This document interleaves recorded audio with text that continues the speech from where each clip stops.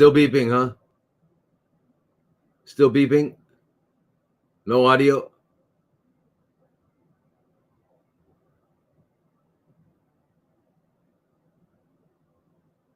Can you hear me?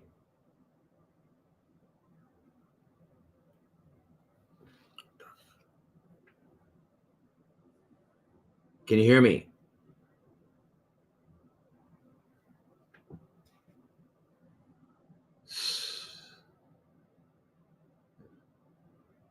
Stop beeping. And you can hear me?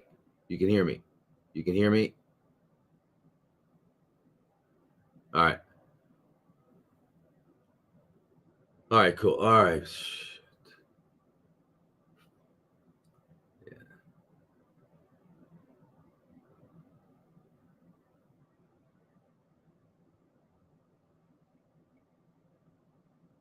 All right. So, God, let's get back to the questions. Well, let's start the questions. All right.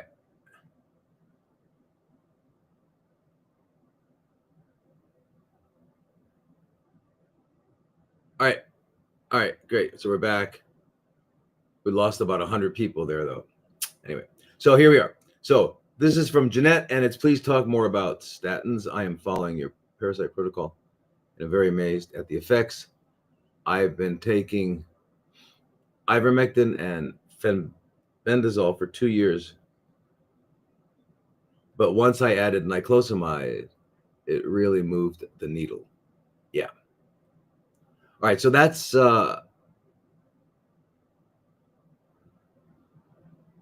you can't hear me on Facebook.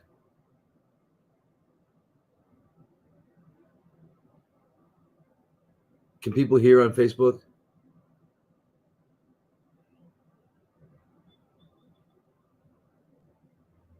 You can hear on Facebook. Is that correct?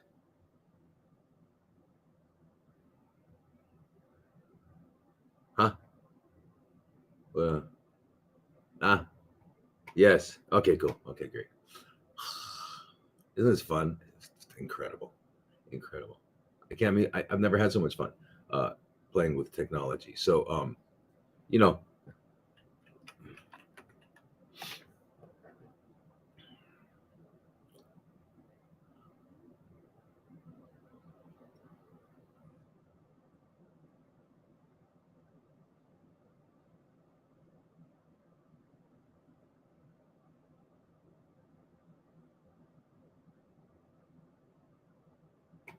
anyway, okay, so let's just go. Let's go. Forget. Okay. So the other question was about statins, and I mean the second part of your question was about statins. So anyway, but let's let's stay a little bit with the parasite protocol. You know, like I just found. Can you believe it?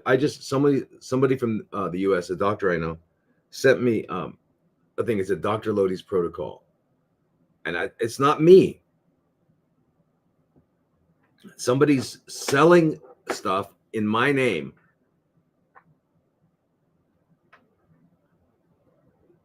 Why? I mean, whatever. So, but anyway, here's the thing about parasites. They are, you know, they're parasites because they have successfully they successfully avoid being detected and being eliminated, and they have multiple mechanisms of doing that. And then so what happens is, and they, you gotta imagine, they procreate rather quickly. And you know, I mean, and they're, I mean, can you imagine they lay 2,000 eggs a day, or up to 200,000 eggs a day? These the worms, right? So remember, there's worms and there's protozoa, which are single-celled organisms like amoebas and stuff like that, right? So, but the worms, yeah, they can lay 100, 200,000 eggs a day, and each of those eggs can be 100, 200,000 worms. So when you realize that the they're increasing in biomass, so when you want to eliminate them, you need to do it for a long period. Why for a long period? Because they're deep inside there, and they're fine. They're fine. They're not going to be in your stool. You're not going to necessarily see them when you have a bowel movement. You're not going to necessarily see them. In fact, very few people see them. Okay, and all you're going to see are the mature ones. But what about all the ones that are not mature? That means they're microscopic. That means you can't see them, right? So we're talking about the eggs, and we're talking about the larva, and there's different stages. So even if you successfully eliminated all of the adults, you've got trillions of eggs that are going to be hatching next week, and in 3 days, and in 8 days, because they have all different cycles, right? So you've got to do, that's why we do it 3 weeks on, 1 week off, 3 weeks on, 1 week off. Well, how long? As long as it takes a year, 2 years, whatever it takes, so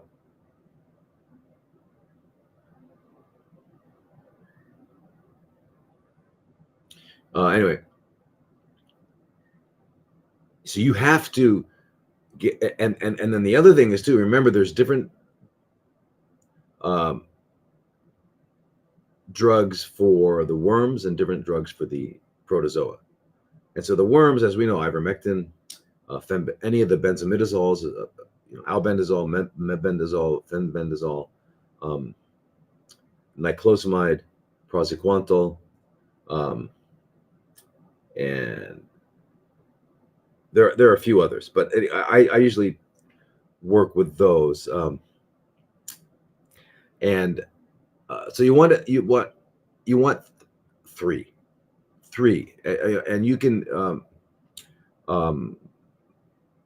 now which three? Well, at least I would say the ivermectin and benzimidazole, because ivermectin is always. Now, one of the problems that's happened is when anything becomes popular,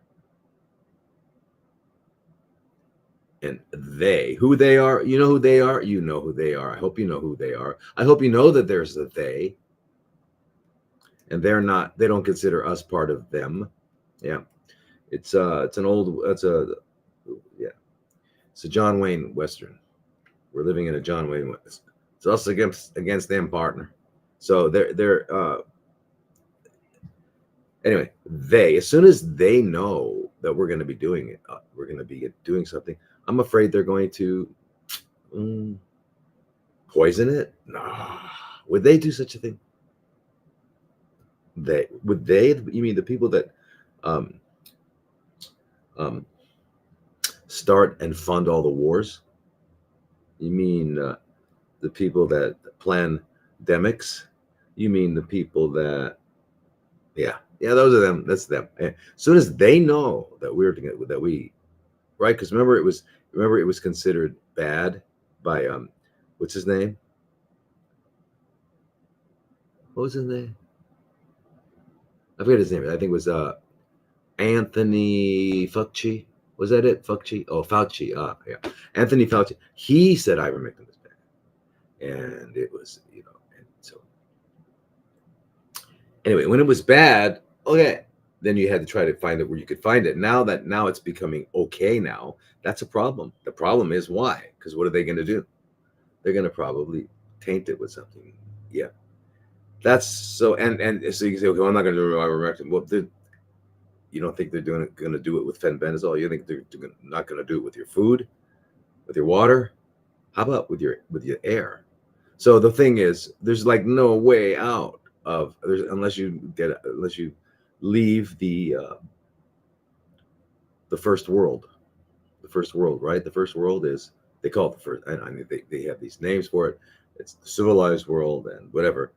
You got to leave that world and get to a place where you're actually directly living. Direct living. What is direct living? Direct living is living and manipulating your environment directly yourself in order to satisfy your biological needs. That means what?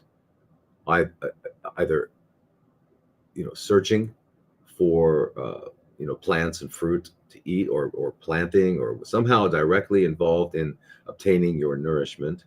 And anything that you need, you'll fabricate somehow with the help of others. And this is living directly. We live indirectly. We live with 400 billion middlemen and middlewomen and middle machines, middle robots, right? We don't live directly. We don't live directly. We purchase our food. We hand people paper, or some similar to paper. Now we don't. Now it's all digital, right? Now we've gone beyond that. So now we live in the world of really mythological stuff. We're dealing with, I write numbers, and you say, okay, you can have this anyway, so whatever. But we're not living directly. So we're obtaining what we think we're told is food in packages, and in fact they have to put a label on it to tell us what's in there, because it's not clear what's in there, and it's not even clear what it is. We don't even know what it is, so we have to read the label, right? And we want to make sure they don't put this and this and this, but they can put all that other stuff. Wait a minute. Food isn't like foods like apples and broccoli, and isn't that? I mean, you don't need labels, do you? You need a label on it? You don't need a label. What's in it? What's in it? I mean, what is it, right? There's nothing in it, because it is an amalgamation of multiple elements. Anyway, we don't live directly. We live indirectly, and we live vicariously, and we're screwed up. We're screwed up. So we're ingesting stuff that is not food. Food is that which, when ingested, can be incorporated into the body as either living structure or as energy. And this stuff doesn't. Just like if I ate tinfoil or saran wrap, I could eat it, but it's not going to be incorporated into my body. It can't. And it's not going to produce any energy. In fact, it's going to require energy to eliminate it. All right, well, that's pretty much what we're eating. Saran wrap and tinfoil. Yeah, we call it different other things, right? But that's what we're eating. Okay, I want you to all, I know everyone's got these really specific questions, but the people that are already poisoning the water and the food, yes, at least they're there. Yeah, and anyway, best brand and place to get ivermectin or fenbendazole. Okay, so that's the thing. This is a moving. This subject we're talking about is continually moving and morphing, and the reason it is because of them. Okay, so now they control everything we get. So as long as we have middlemen and middlewomen and middle robots, as long as we have that, then we can be assured that we're being poisoned. We can be assured. Only when you are directly living, meaning you are in environment directly, you, not him for you, you. And that when you're living directly, then and only then do you know what's happening. Do you know that it's real? Otherwise, we don't know. Oh, no, actually, otherwise we know that they're going to mess with it. All right, that's all I'm saying. So, but anyway, so ivermectin is fantastic, and especially in combination with benzimidazole. It does, mebendazole, fenbendazole. When we look at the studies, well, mebendazole does this, and fenbendazole does this, and albendazole does this, and blah, blah, blah, blah. Well, here's the thing. When they decided that fenbendazole is a now they decided fenbendazole is for animals and mebendazole is for humans. And so all the research on fenbendazole was with animals, and all the research with mebendazole was on humans. So when they say, well, there's no studies to show that fenbendazole is a benefit. Yeah, you're right. There are no studies. They don't study it because they've decided it's not for humans. So I would like somebody to try to explain that to Joe Tippins. could tell him that, listen, man, this is not for humans. What are you doing here? Because, you know, and that's as if what humans are not animals. Of course, we're not animals. What are you saying? We're not animals, so we're plants, right? I mean, I'm trying. I need to understand that one. So if we're not animals, then we're plants, right? Because we're certainly not rocks. Animal, mineral, vegetable. Remember that? Yeah. So an animal is what? It's a biological. It's a living biological organism that moves. Walks, crawls, swims, flies, whatever it does, it moves. Do we fit that category? Yeah, we do. We're not an animal. Well, you know what? I want you to take a look at a gorilla and open the gorilla's chest, and what you're going to find? You're going to find a 4-chambered heart. You're going to find 2 lungs. You're going to find, everything you can find in us.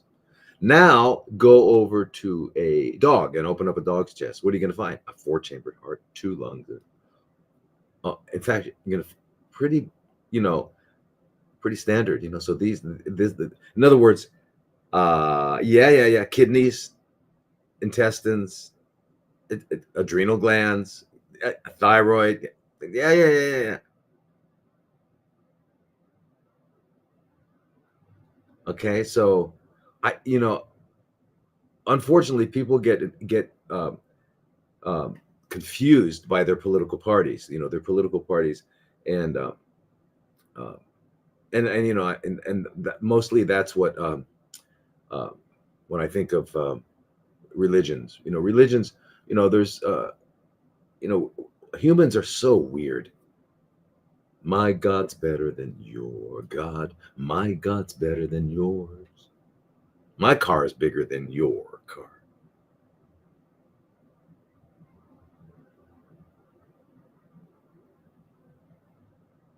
Okay. So anyway, so we get confused about that. We're not animal. We are sorry.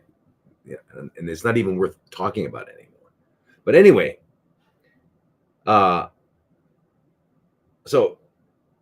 ivermectin and a benzimidazole, and then add in niclosamide. I like niclosamide because it's also powerful anti-CFC. By the way, CFCs are, for those of you who don't know, that chronically fermenting cells have been have been on purpose by them Rockefellers called cancer, right? Which really only is a astrological sign for people born between June 22nd and July 21st, right?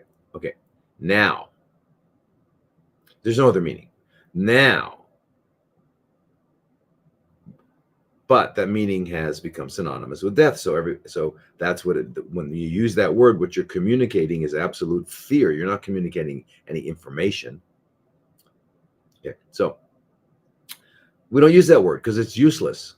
I mean, unless you want to scare someone, but other than that, it has no meaning. It has no meaning. So what are these things that form a tumor and all that? They're called chronically fermenting cells. So that we're going to call them that. So they're CFCs. Okay. So hope you all know that now. Remember that. Okay. All right. That's what they are. Yeah. All right. So, by the way, I just saw a question over there about you want. I think it was working to get Praziquantel. I'm in the UK. You're in the UK. You can't get anything. It's not just Praziquantel. You can't get anything. And I don't know about the rest of Europe, but I remember back. I forget when it was. Was it 20 or 30 years ago when they enforced the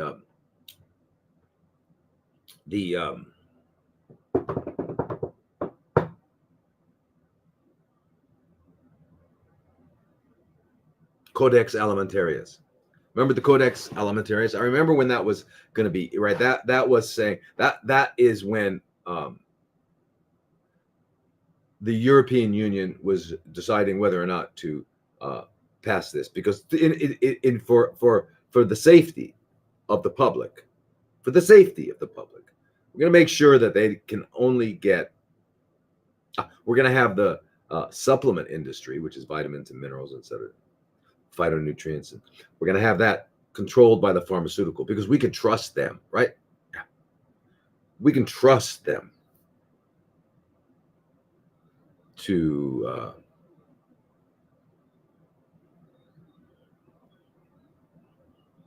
carry out the mission of genocide. Yes, we can trust them in that.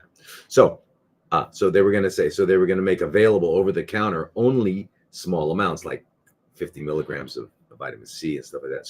So this was up for, they call it voting.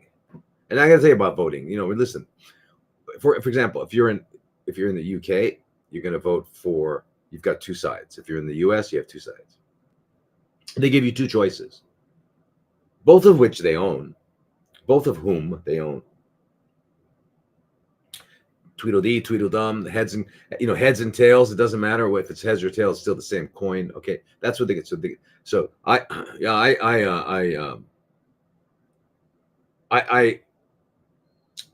voted. So that means you're not very smart, right?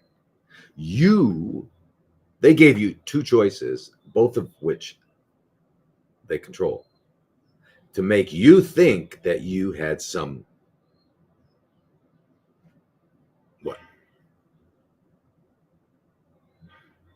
I don't know, power. You had some power in this. And then when we elected him or we elected her, whatever, it's our choice. None of that's true. Okay, none of that's true. So anyway, the EU was going to vote. The Parliament was going to vote on whether or not to enact the Codex Alimentarius, and they gave the public, the Europeans, an opportunity to send in their comments on it. And I don't remember the numbers, but there were, I don't know,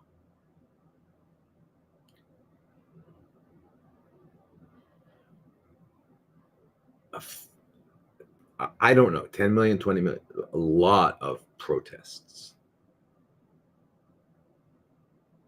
A lot of protests. There was there were they didn't want the people of Europe did not want it. And guess what? It was passed anyway. Yeah, and it's been there now, right? You all live with that. It's a bummer. It's a total bummer, and especially, the UK is just, I don't know what to say about that, but so as far as getting any kind of medication like that, or getting supplements or anything like that, if you're living in the UK, I don't. What are you going to do? You would have to leave and purchase them somewhere else and then come back in. I don't know how it works, and because I know you can't, I don't think you can mail it in because they will stop it. They won't let it get in. No, they won't let it get in. We need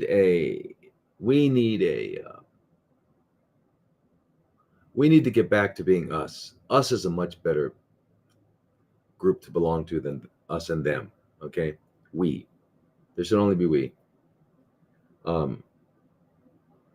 Anyway, so all right, so that's what so I would take those three, and then I would take for myself, and then I would take I can't tell anybody what to do because can't. Anyway, so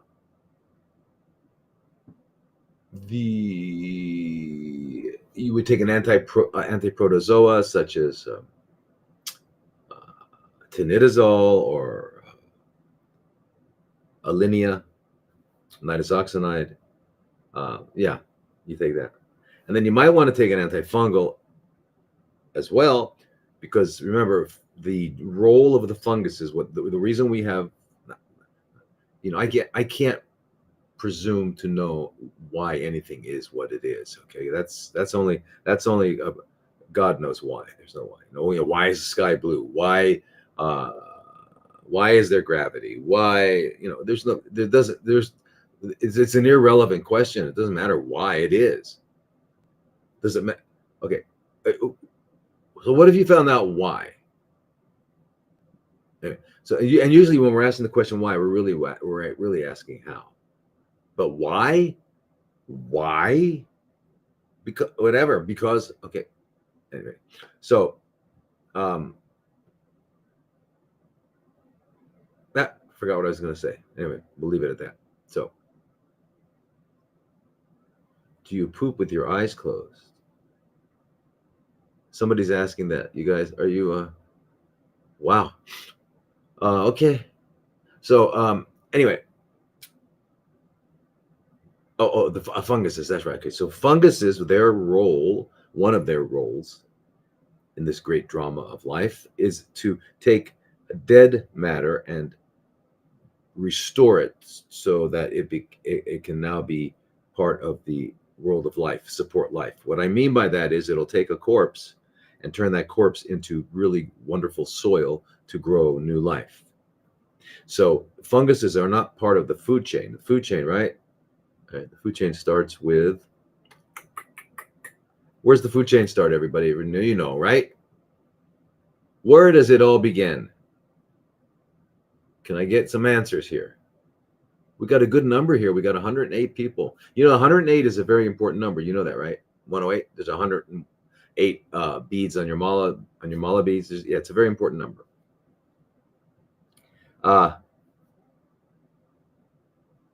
Where does the food chain start? Anybody? Anybody know?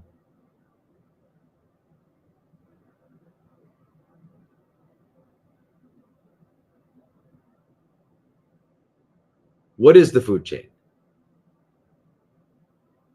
When we say food chain, what are we talking about?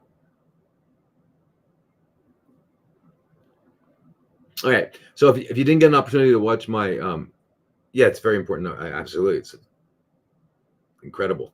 So anyway, we're talking. Remember that if you didn't get a chance to see that first part of the food, by the way, that first part that I did was not good. I mean, it didn't cover everything. So what I'm going to do is I'm going to redo. I'm going to add extra what I'm going to complete it. And I'll do it after. So after number 4, which will be on the myths, the next one will be a new one. Okay, for what nature about what nature says about us. But anyway, just as a quick reminder, the whole dance of the universe is energy exchange. That's it. You know, we have supernova producing galaxies, right? They're exploding, and considering, you know, like for what is it in our side in the Milky Way galaxy, which has what, about 200 billion stars. There is a supernova. They say, well, every 100 years or every 50 years. They're not sure, like that. And then considering that there are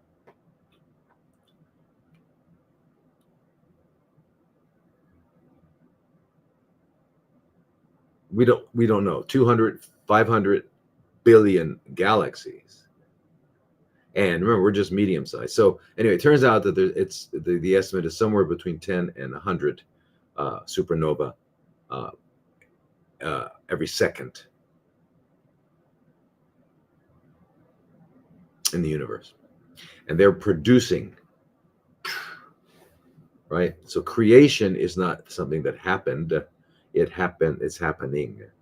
And that means energy and stuff is being made. And remember, in a supernova, you've got nuclear fusion, right? And in nuclear fusion, you're actually making new elements. That's hard to do because the force within a nucleus is extremely powerful. You know how powerful the force within a nucleus is because you know what happens when we open up a nucleus. We have Hiroshima, we have Nagasaki. That's what we have in that little nucleus. Those are the forces that keep those stuff together. So to change one, like for example, helium, which is two protons, 2 neutrons, to even lithium, which is 3 and 3, you need a ton of energy. So that's what these supernova are, and then anyway, so they produce it, and then we know in the middle of it, in the middle of every medium to large size galaxy, there's at least one black hole, and a black hole sucks things out of existence. So you've got energy exchange, things being made, and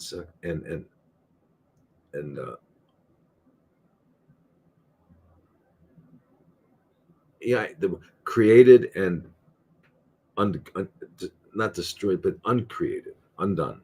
They're undone. Anyway, that's the cycle. So that cycle, that energy exchange cycle, is going on here in the biosphere where we all hang out, where we have biological organisms. All right. So in that biosphere. So how does that energy exchange get into the biosphere? How? And someone had it right. It's plants. Plants are where it all begins. It all begins. They take why? Because they're they plants are the only mechanism by which light can enter into biological organisms. So the light, which is not substance, it has no mass,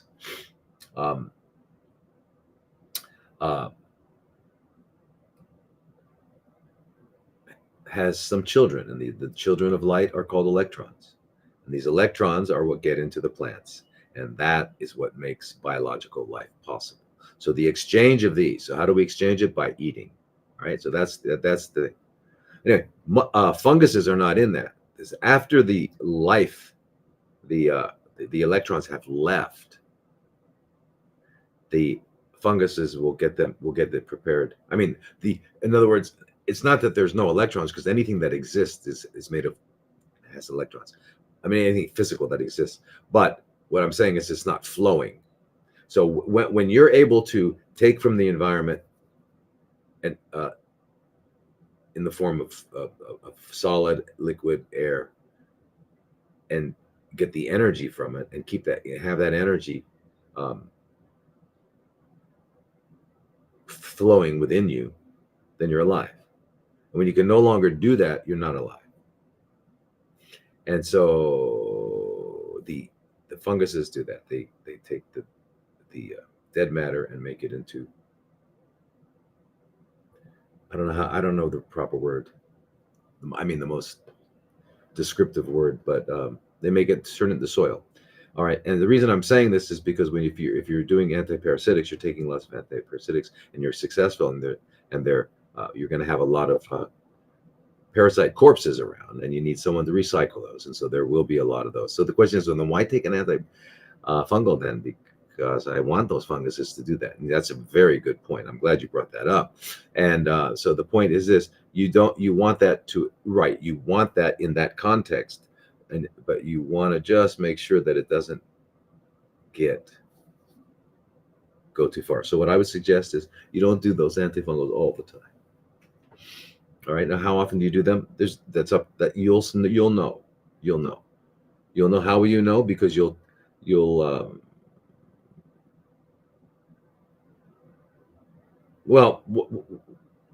one thing about fungus is that it's itchy. It's usually itchy, but if it's inside you might not know. So let's just say, let's give it a rule then. How about every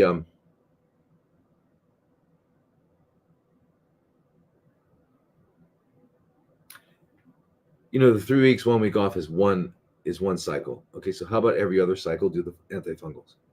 Okay, so anyway, let's leave that at that. Now, what are your thoughts on coffee enemas, Dr. Lodi? Okay, we'll talk about that in a second.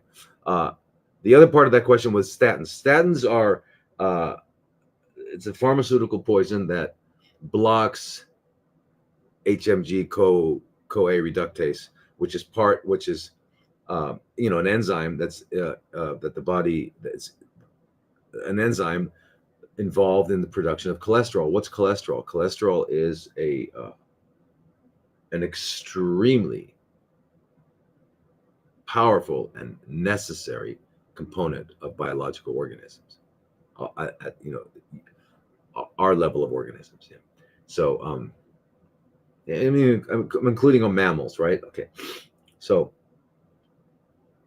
if you look at cholesterol, if you look at the molecular structure, it's got like these 4 rings, and anyway, okay. So cholesterol, our body makes it.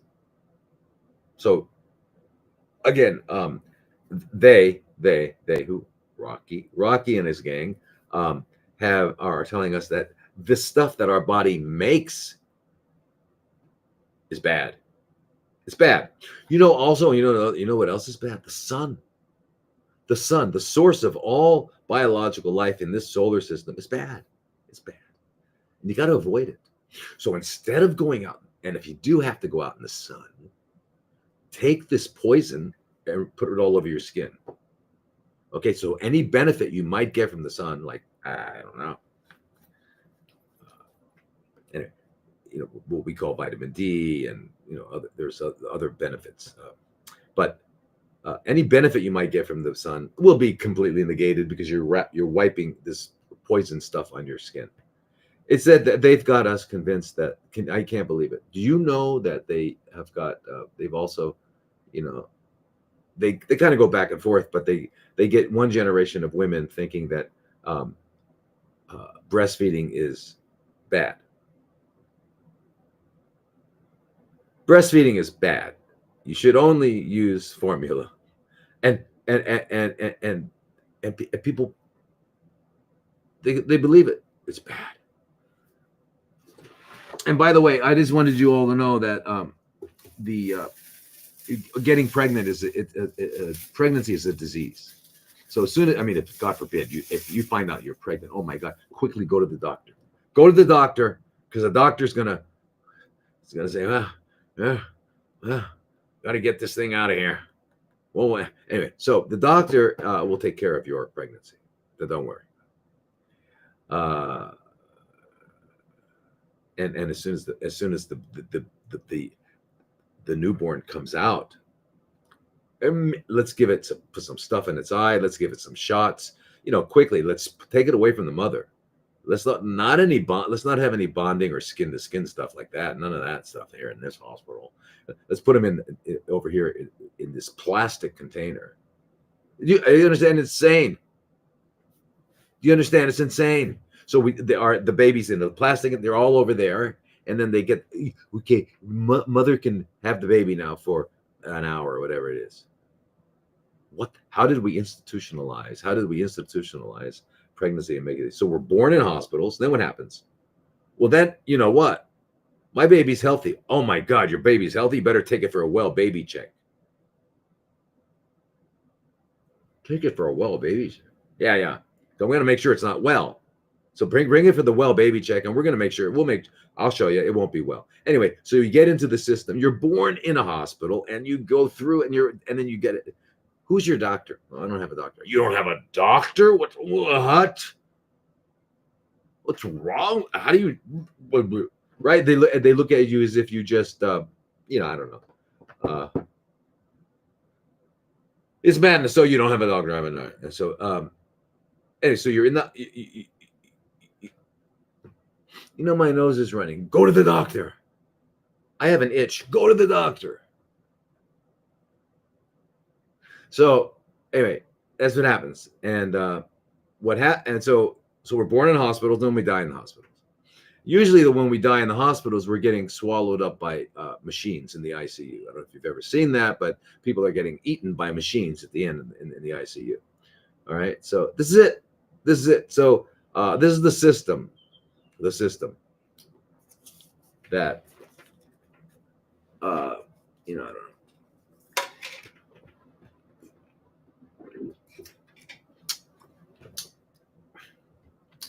So statins, cholesterol is bad news. All right. And I know the body makes it. So what is it used for? Cholesterol, actually, when the sunlight, that terrible, that horrible stuff called sun, when you get out in the sun and it penetrates your skin, and all the cholesterol, it modifies it. Again, here's another thing. Amazing. It's a photosynthetic thing. It's photo light synthesis, but it's changing the molecular structure of cholesterol into what we call vitamin D, or the first part of vitamin D, and then it goes through several of our organs and gets modified to the final product. But that's that. It also forms the backbone of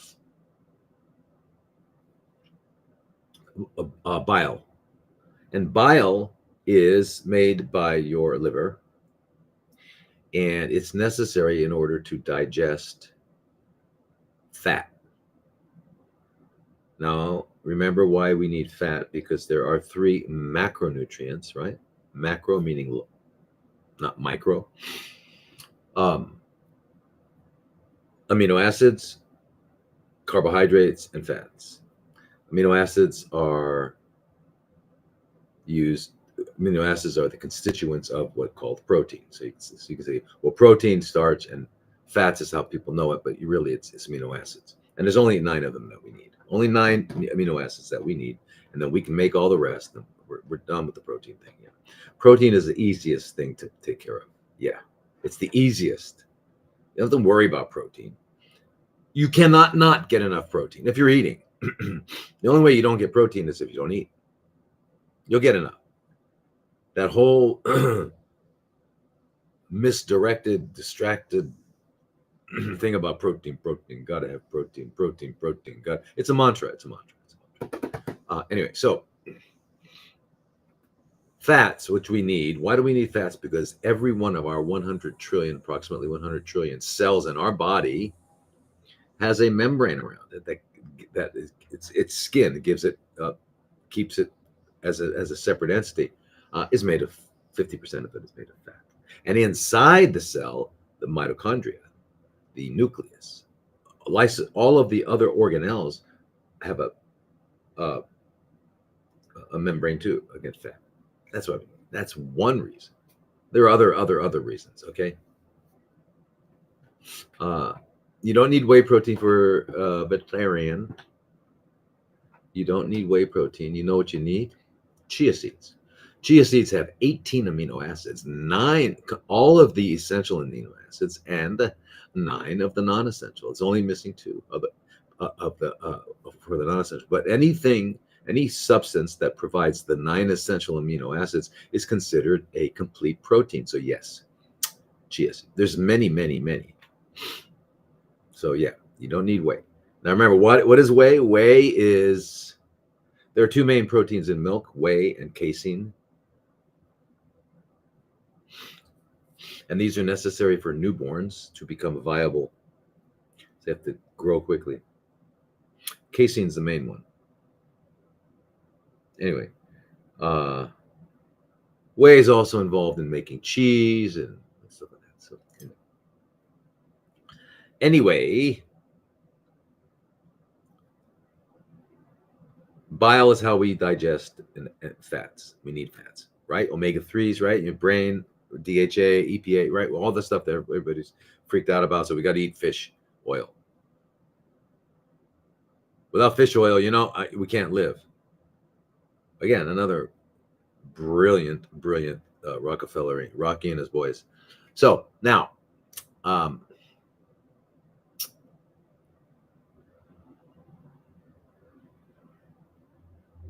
cholesterol also is how we make all of our sex hormones: testosterone, estrogen, progesterone, right? Which allow us to procreate. Kind of important. How about cortisol? How about aldosterone? Cortisol, we all know it's, we think of it as bad because everything has to be good or bad, right? And the truth is there is no good or bad anywhere. There's just that which is, and there's that which is. And what is. What are you going to say? Why is it? It doesn't matter. It is. What are you going to do? If I know why, whatever that means, why? Why? Because it's necessary. Because it's necessary. What do you mean? You mean to tell me that Saddam Hussein or Bin Laden are necessary? I guess so. I didn't write the script here, but yeah. Why do I say that they're necessary? Because they are. They exist, or they did. Anything that is obviously needed to be, because it is, and whatever wasn't necessary. So whatever is necessary. Whatever isn't necessary. And if anyone has a problem with that, you got to go talk to God. God. Okay, go talk to the dark energy, dark matter. Dark energy and dark matter. Well, you know what we're left with when you take away the dark energy and dark matter? Less than 5% of it all. But that dark energy and dark matter are how this little 5%, less than 5%, move. And but we're gonna just call it dark energy and dark matter. Ain't no God. Anyway, so I hope you're all. I hope you are all just as blown away by the BS that we're taught. I mean, it's such BS. It's not even. It's not even. It's not even. You can't even. You can't take it seriously. You can't take anything they say seriously. All right. Anyway. So anyway, the statins. So the statins prevent the production of. Okay, that's what another thing the cholesterol does. What else? What else does cholesterol do? It's also extremely important. It's situated in our cell membranes. Remember the cell membranes? In at a certain intervals to maintain the fluidity and structure. To keep the structure of our cells appropriate, so that they can function. And also, while they're in the membrane, they serve as protection. They protect against lipid peroxidation. In other words, they protect against the cell membranes getting oxidized by poisons. Okay, so they protect. And in fact, if you went out to Fukushima, where they're having Fukushima, famous Fukushima, right? With the nuclear leaks and all that stuff. So you go out there and you spent the weekend with Fukushima.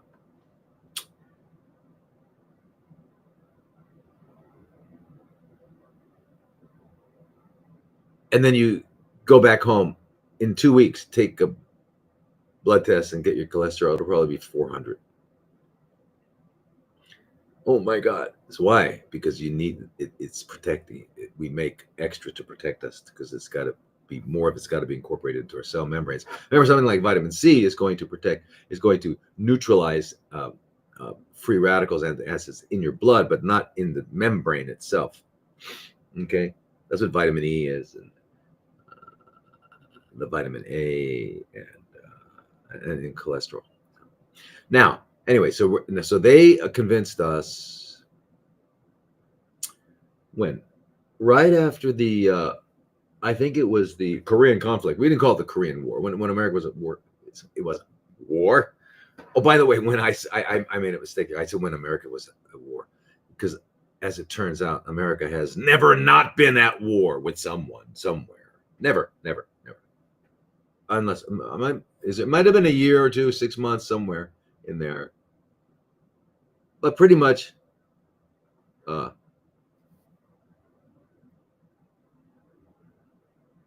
I'm getting lots of interruptions on my site.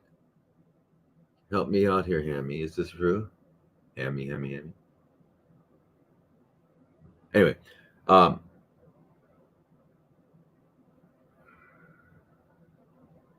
we got to go on Rumble, you guys. We got to get out of this. We got to go on Rumble and just stay on Rumble, okay? And forget all these other platforms. I don't care how cool they are and my friends. Okay, whatever. But let's go on Rumble. We need to get on Rumble. We need to get off of this. What's his name? What's that guy's name? Okay, Zoe. What's his name? Fuckerberg. Yeah. So he, we don't want him like telling us what to do. Anyway, so. God, I lost it. So anyways, cholesterol. So now taking statins. So they convinced us after the Korean War, because what did they do? The Korean War, when America was fighting Korea, they found that the 18-year-old dead Koreans and the 18-year-old dead Americans, and then when they did autopsies, they found that the arteries in the Koreans were really clean, whereas the arteries in the Americans were not clean. They were full of what we now call atherosclerosis. Yeah, at 18. And they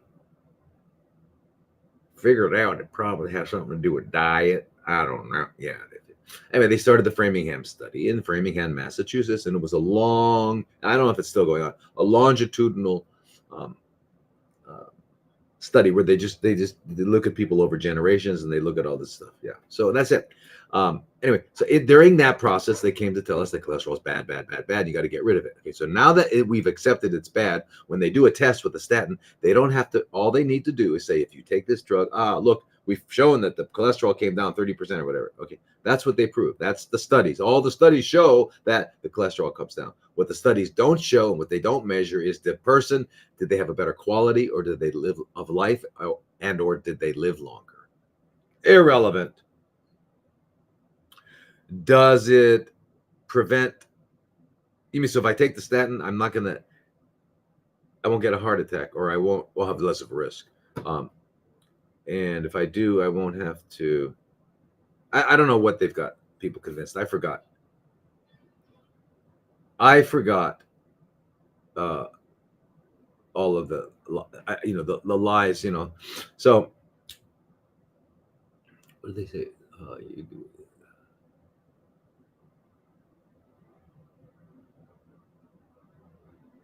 Anyway, they don't have to prove that taking this drug is going to make you have a better quality of life or live longer. They're just going to prove that it's going to lower this something in your body. And oh, good. Okay, so we're good. So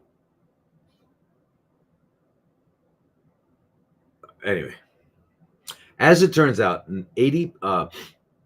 70-80% of our white matter. What is white matter? White matter, the brain is gray matter and white matter, right? Okay, so the gray matter are the actual neurons that are firing, that are making, that are how we're thinking and all, moving. And the white matter is kind of the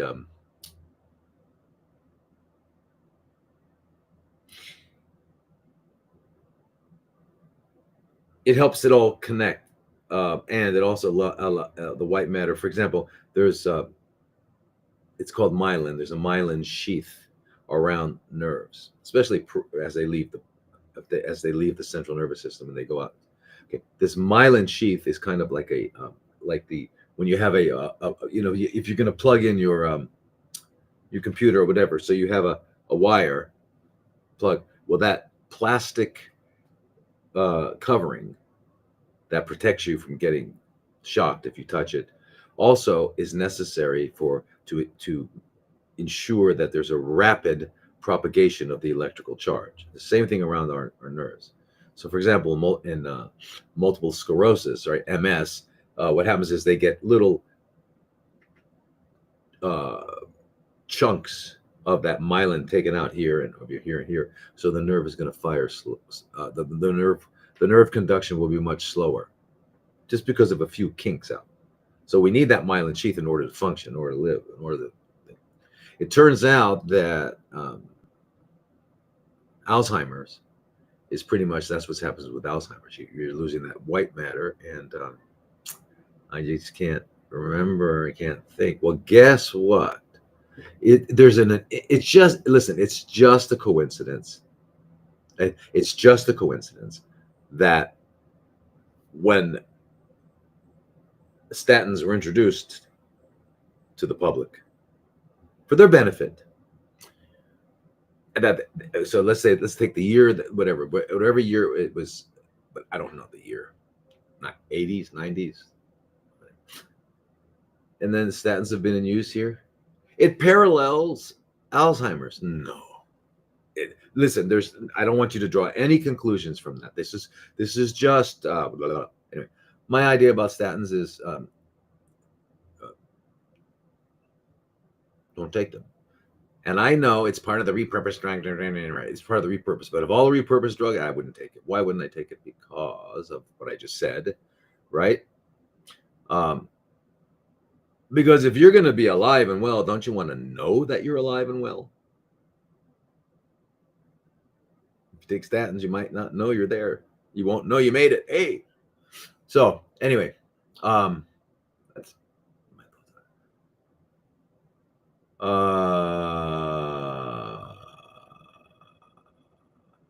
by the way, someone's asking about coffee enemas, and I can't do too much on it right now. But if you guys join the inner circle, what I'm going to do is, can you tell us about HDL and LDL? Yeah, I will. Okay, that's a good point.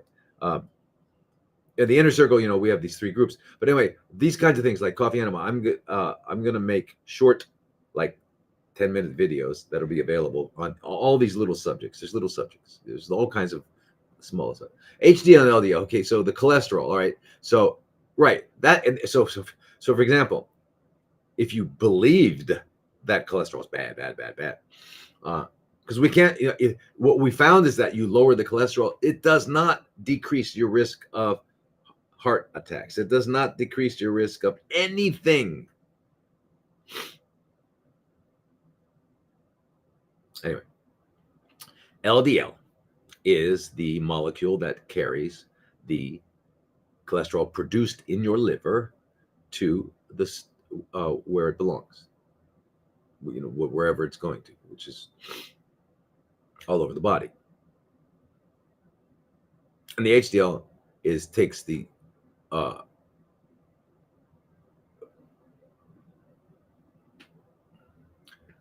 brings it back to the liver. So they say that the HDL is good because it's taking it out of your arteries, and the LDL is bad. LDL is bad.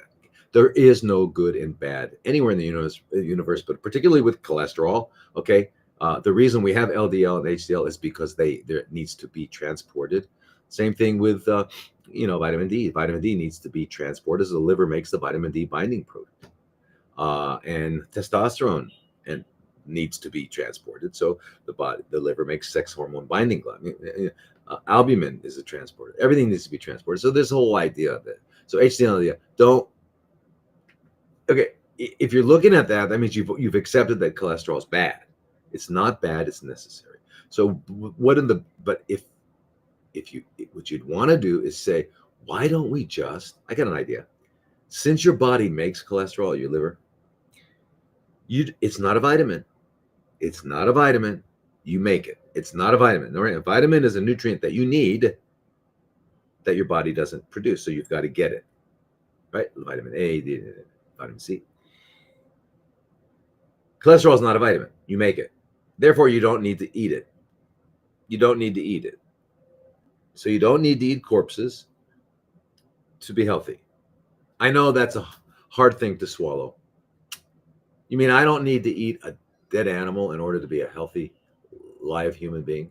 Nah, yeah, that's exactly what I mean. So anyway, if you're eating a dead animal, you're going to get its cholesterol. You're not going to get it from a plant. Plants don't have cholesterol, but you get. So you're going to eat the dead animal, and you're going to get their cholesterol. So one way is, if you are concerned about your cholesterol, then stop eating it. Okay, easy. That's easy. Okay.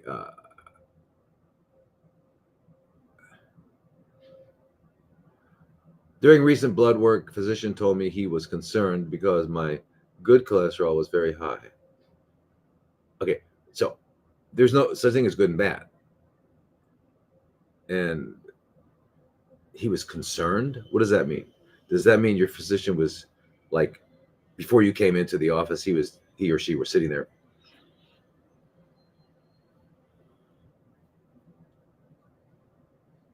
Is that what concerned is? I don't know.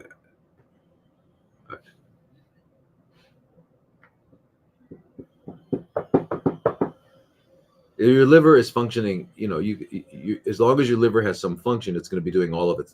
It's going to be engaging in all of its functions, which is, neutralizing things and making cholesterol. Yeah. So it's through there. So, but once, if there's CFCs in the liver, it's usually, it has to take up enough mass of the liver so that the liver is no longer able to take care of the body.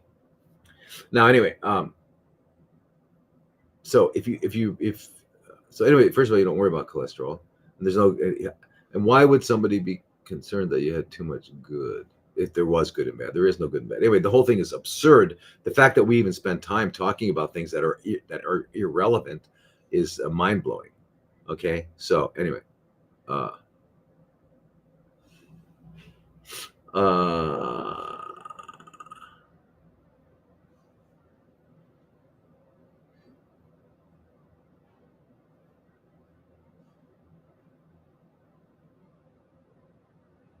A history of suggested Lipitor. Tell your doctor to take the Lipitor. I'm telling you, you don't need statins. Just listen. I need to do a video on that, but I'm tired. I know I have to. I know I have to make these quick 2-minute videos because we live in a world with what do they call them? I'm going to call them mindless drooling what do you call it? Scrollers. Mindless drooling scrollers, right? They just scroll. And what are they scrolling? And let's keep the jargon right. They're scrolling their feed.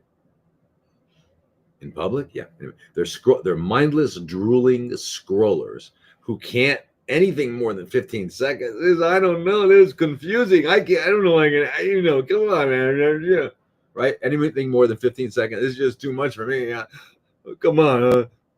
Anyway, so and I've got to do those so that I can. I don't know why I do this. Anyway, I don't like it. So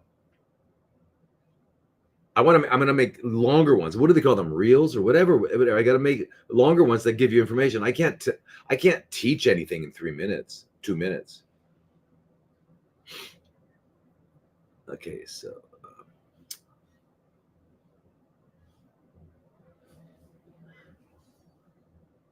real quick, coffee enemas. Okay, so there's 2 kinds of enemas. Enemas are cleansing enemas, and the other ones are retention enemas. Cleansing enemas are cleansing enemas. Okay, and you use salt water, and you make it about the same salinity as your blood, which is 0.9%. So how do I do that? I'm not a chemist. Okay, so in about every 1 quart or 1 liter, put half a teaspoon to a teaspoon, and then taste it. Does it taste like blood? I don't know. How should I know what blood? Everybody had once in their life licked the blood and tasted it. Come on. So it's not just mildly salty. Why? Because if it's less salt than your blood, right, then what will happen? It will be drawn into the tissues and it won't come out. And if it's more salt in the water than your blood, it's going to pull the water out of your cell, out of your body, right? Anyway, so that's a cleansing enema, right? Now, if you're going to do a coffee enema, which is a retention enema, so are wheatgrass enemas, so are many kinds of enemas, or retention. That means you have to clean out first, because if you don't clean out the rectum, if you don't clean that area out and there is feces in there, when you put the coffee in, the coffee is going to be all wrapped up in the feces. It's not going to get to the border of your the lining of your colon and be absorbed into the vascular system and going up through the portal vein to the liver, which is the purpose. The purpose is to get these palmitates, carbol and caffeol, that are in coffee up to your liver, because they will stimulate glutathione S-transferase, which is necessary for detoxification. So it's very important. Okay, that's important. But guess what else you can do? You cannot even do it, and make sure you got 2 handfuls of broccoli sprouts and you juice it, or you put it in your smoothie or whatever a day, and then you'll be doing it. So anyway, let's get back to. I only answered 1 question. You know what? The words there, you guys. I heard that X was good for fighting. We're not fighting. There's no war here, okay, between us and our bodies. Okay, we're not fighting. What are we doing? How to unclog your arteries? You cannot unclog your arteries. They will unclog themselves if you stop clogging them. Imagine that. That's how it works. I don't know if you all realize this, but I have said it many times, and that is that the best thing to do about anything is nothing. What the hell does he mean? Who is this guy? Are you a real doctor? No, I'm not. Unfortunately, I am. Unfortunately, I went through. No, actually, it's good, because now it gives me now people believe me. Well, some believe me, right? But if I anyway, right? The best thing to do about anything is nothing, right? You want to win an argument? You don't want to win it. Just stop talking. Anyway, when you stop talking, there's no more an argument. It's over. It's like one hand clapping. You can't. One hand can, clap. Now,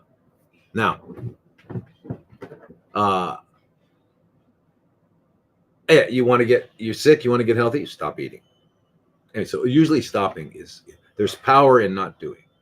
So when we're not eating, our body, remember our body, okay, what's happening when you're eating, your body must, because it's being forced to break down, digest, and assimilate and absorb and process this stuff that you put into it. All right? That's what it has to do. Now, and there's some amount of energy left over. I mean, remember, there's X amount of energy at any second in the body. There's X amount of energy. So if you're feeding it, it's using a lot of its energy for that, and less of its energy for cleaning up, because that's what it's done. Part of the cycle of life is bringing in and utilizing and eliminating waste. That's what it is, and that eliminating of waste and cleaning up is the cleansing part. So the body cleansing is a natural process. So I'm going to go detox. You don't it's not a do. When you stop toxing is when your body will detox. That's all. So what are you going to do to detox? I'm going to do nothing, and then my body will detox. I want my arteries to be cleared. Okay, stop eating. Because you know what your body's going to do? It's going to get rid of all the junk. That's the way it was made, or it came to be, or whatever. However we view the universe and reality. So anyway, retention enema, cleansing enema first, then that. But you're going to eat broccoli and you're going to be fine. Okay. Now, let's find another question. Otherwise, people are going to hate me. I shouldn't have my questions. He didn't. Yeah. Okay. So I'm going to do it if I can find it.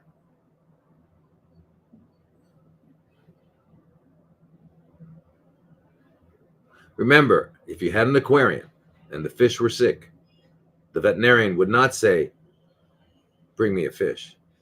The veterinarian would say, give me a cup of the water and I'll tell you what's wrong with those fish.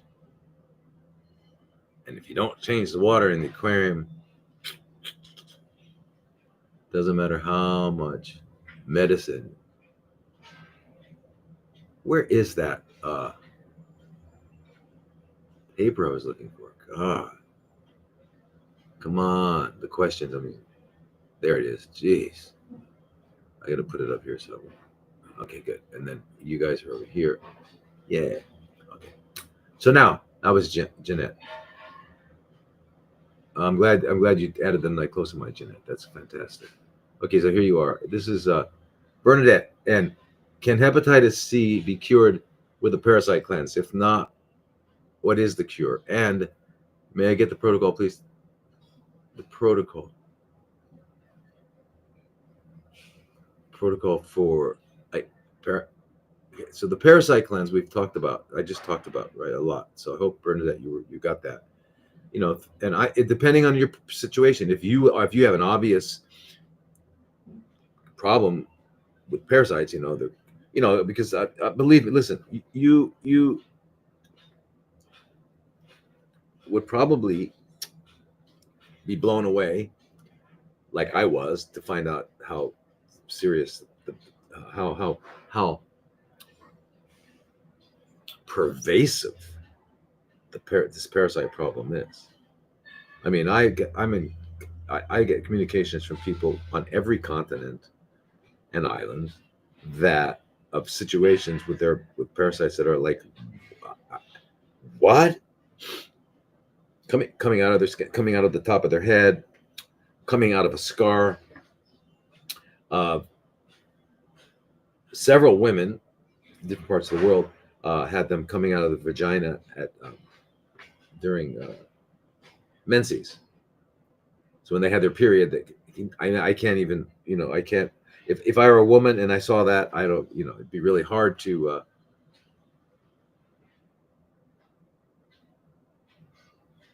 I don't know, it'd be really hard to deal with. So anyway, so it's really, really a big deal. And then, when we were talking about parasites, we're only talking about the parasites that we see.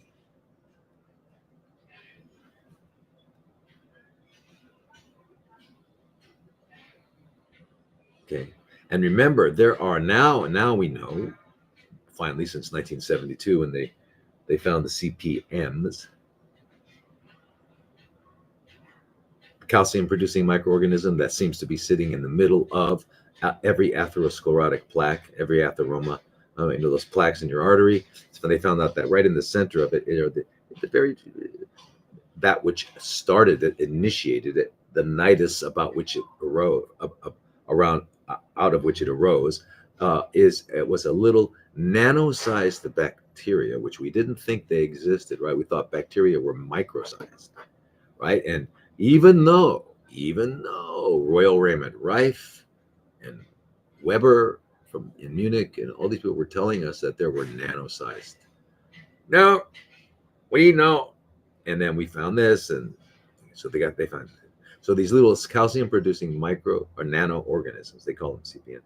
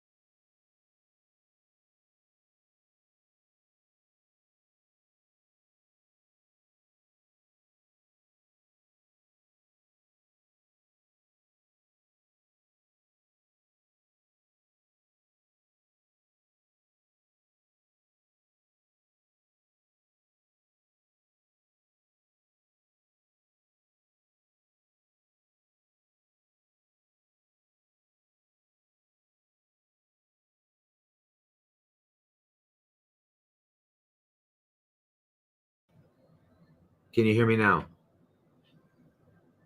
Can you hear me now?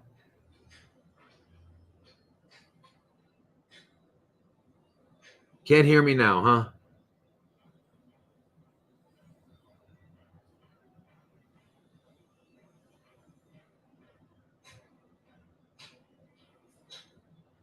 Oh my God.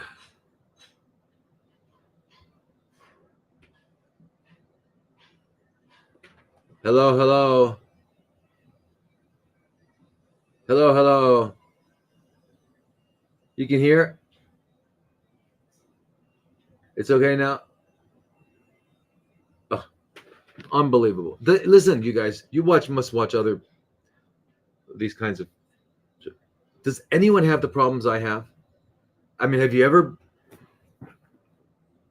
does anyone ever had the problems that I have?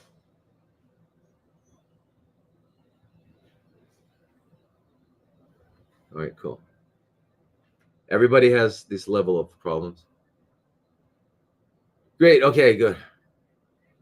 But does anybody, when you're watching other people doing lives or whatever, do they have these kinds of problems that I always have?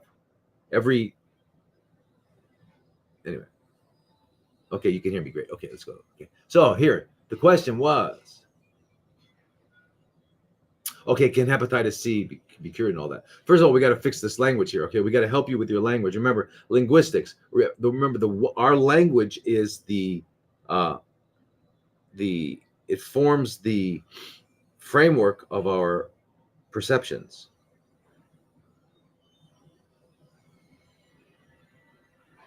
Right?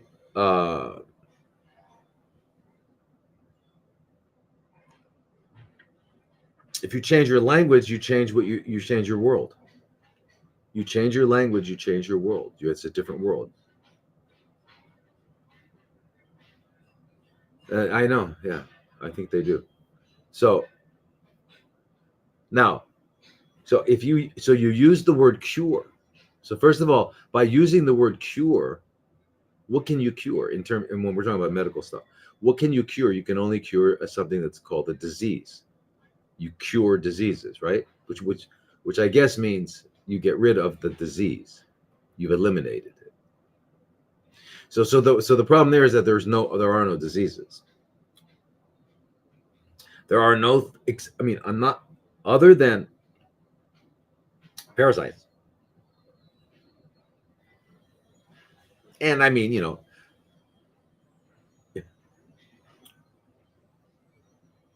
there's not like diabetes, high blood pressure, CFCs, arthritis, gastritis,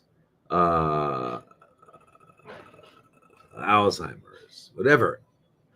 These are not things that get into you that you have to get rid of. They're not third party, separate from you things that get into you. I got a disease. I've got to get rid of it. Okay, you have to understand that. What is happening is that our body is adapting, because our body will function perfectly, and it's called health. It's called health. It's our birthright. And it will function optimally and perfectly if it has all that it requires. All of its biological needs are being satisfied, and it's not getting anything that's going to disturb its functioning. Yeah. Now, when it doesn't get what it needs, or it's getting exposed to things that are causing problems, i.e. poisons and toxins, then the body, in order to survive, must adapt to this situation. And those adaptations are what are referred to as diseases. They're not diseases, they're the body adapting. So all we have to do is make sure that that adaptation is no longer necessary by satisfying the needs. Remember, so what our goal always is to restore biology, to restore physiology, to restore, or to bring about for the first time maybe, a healthy physiology. That's it. That's always our goal. Our goal is never to get rid of anything, because there's nothing in there to get rid of except those things that are blocking our body's ability to function optimally.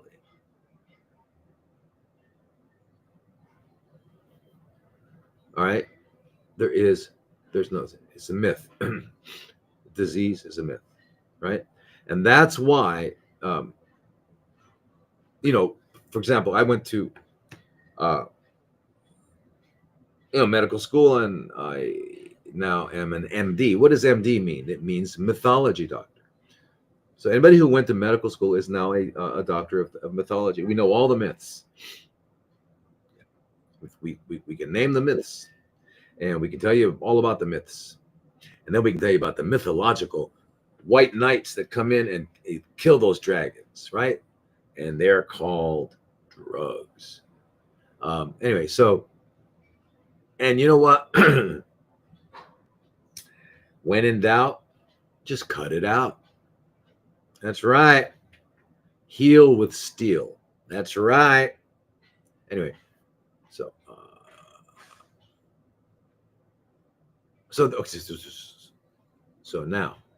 now that we know, what you're really saying is, can my liver's in trouble? It's, they put a name on it. They're calling it hepatitis C, and it's in trouble. Is that really parasites? Would that help if I do a parasite cleanse? And then the second part of the question is, I think, is if, yeah, it is. So if not, what is the cure? Okay. So how can we eliminate hepatitis C? Now,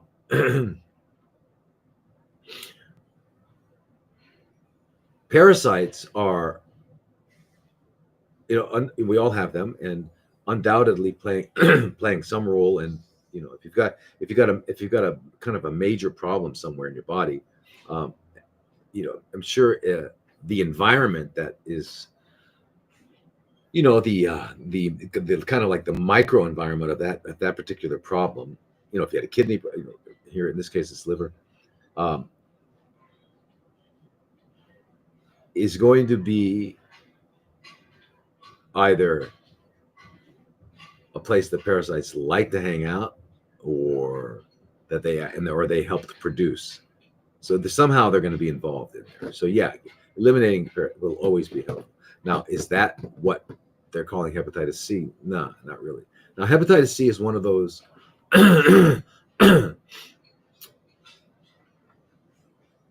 It makes one wonder what the hell they've done. They Rocky and the gang, because you see, in the beginning there was hepatitis A and hepatitis B, meaning that there was hepatitis A was caused by a virus that is contracted by the oral fecal route. What does that mean? That meant that like, let's say the guy in the bakery in your town had hepatitis A, and he, was making the bread. Maybe he drooled or breathed on it, who knows, whatever. And then people in the town got it. So you get it from oral fecal. And then hepatitis B was through either intimate interactions such as sex. So sex and blood. So addicts, intravenous drug addicts who would share needles would get it, and also through intimate contact. This was the story they told us. Okay. And then somehow they convinced the world that newborns, before they leave the hospital, should get the hepatitis B shot. And so I don't know who accepted that. How could anybody accept that? How could anybody accept the fact that newborns do not have unprotected sex and newborns do not share needles with anyone? It's, I think the more absurd something is, the more likely it's going to happen. Anyway, madness. So here's the thing about hepatitis C. So then if you had elevated liver enzymes, and it wasn't due to alcohol or anything else, so you had an itis. Hepa is liver, itis is inflammation. So you had inflammation in your liver, and it wasn't caused by any other thing. Then it was non-A, non-B. You know what you have? You don't have this or that. That's what you have, not this or that. It's absurd. Anyway, then they found out. Oh, they found it. They called it it's hepatitis C. Now, first of all, viruses don't exist, are not what we think they are. So how did they make this? I mean, this is an exosome. So anyway, because they came out with a drug, by the way, Bernadette, they came out with a drug that, and I've seen it work with everybody that's used it. It's take one pill a day for 90 days, and you no longer test positive for hepatitis C, and your liver enzymes are normal. I don't know, cannot explain it, because that implies that there is a thing. I don't know. I'm trying to think of the name. What was the name of that drug? Let me see if I can find the name of that drug. I haven't been.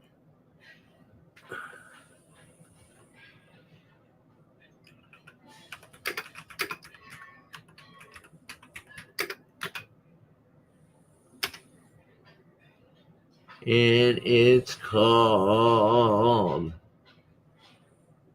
Oh God, AI. You guys. Okay, Harvoni. That was the one. Well, there are several now, but whatever. And of course, Harvoni is for genotype 1 and genotype. Okay, nonsense. Okay. So anyway, there's these things. You take one pill a day for like 12 weeks. It's crazy. And now there's Vosevi, which is, anyway. So hepatitis C can go away. Whatever it is, whatever's going on. Yes, you are. How does it look? Huh?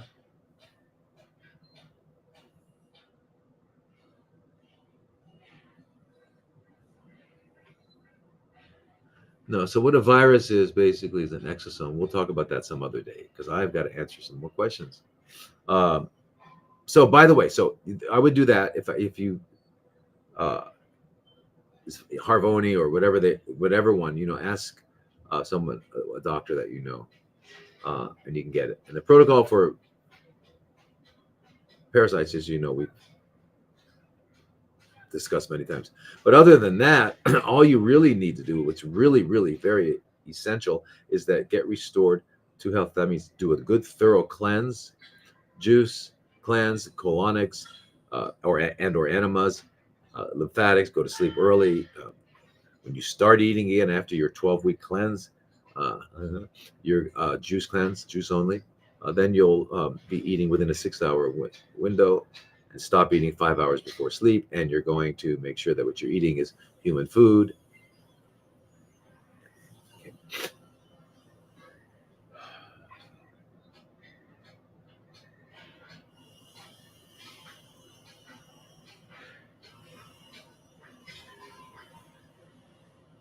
Sean. Wow. So anyway, Sean, I'm not offering to you SEO. Okay, Sean. Uh, I'm not sure what you're talking about, but why don't you contact us is it hello at drlodi.com, so we can talk about this. I'm not sure what you do. Just send me. All right, Sean. Okay, here's Joshua. Parasites. What if parasites have embedded in your brain and heart? How do we get rid of them? Tapeworm. Oh, tapeworm. Wrapped around the heart. Yeah. Okay. So they can do all that, and they do all that. And they're, tapeworms. Especially the eggs get into the brain, and you can have these cysts. So again, you do the 3 weeks on, 1 week off, but you've got to keep it up. You can't. In other words, it's not like one go around. And what's bizarre is that not bizarre, it's to be expected. On the label of the drug, when you get the label, it's going to say take this once a day for 5 days. It's sure. It's the same as not taking it. So yes, you've got to do that. So for tapeworms, what do we have? We have there's a lot of them. Praziquantel is one for tapeworm. But actually, most of them do get tapeworms. But you're talking about tapeworms, I think, right?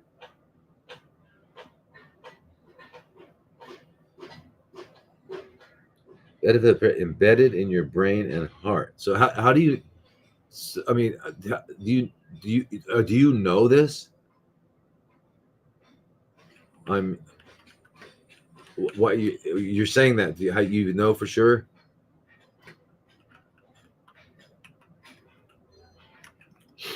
I don't know. So if you know for sure, then yeah, because it's the thing is their larvae and their cysts and all that, they get into the brain, and the Praziquantel has been considered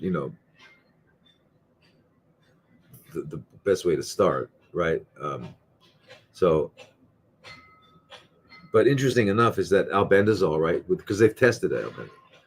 Would mebendazole do it? Yeah, but they say albendazole, and they also say nitazoxanide, which we remember nitazoxanide is a linea, which is what we would recommend for protozoa. But as I've mentioned before, nitazoxanide also gets some of the worms, and one is the tapeworm, right? Okay, so albendazole. So a combination of albendazole and praziquantel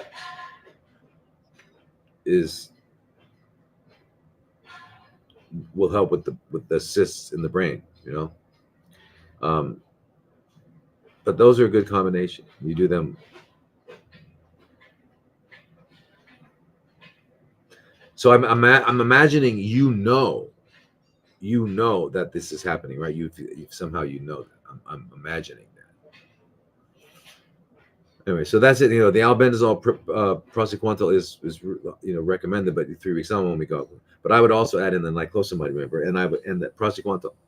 I mean, and the nitazoxanide, and then you've got it. You've got it. Just 3 weeks on when we go. For how long? Until you've taken care of the problem, right?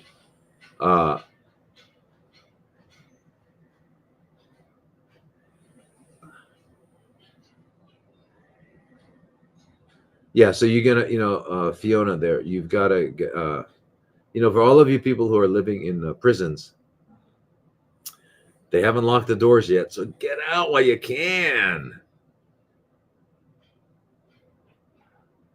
But anyway, at least leave, go get it, and come back in, or something. You've got to figure out a way, okay?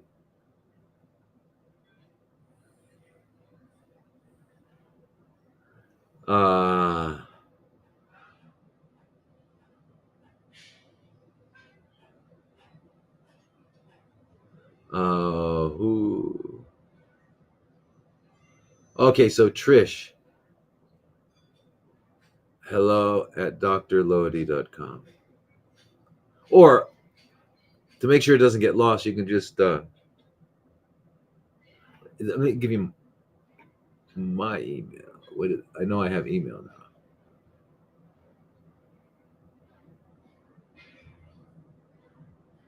I don't know. I think it's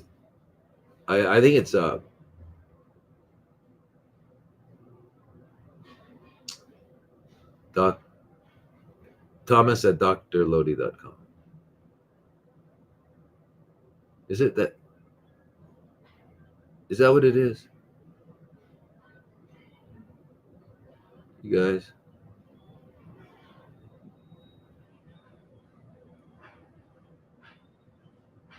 Is that what our thing is? Is it at drlodi.com?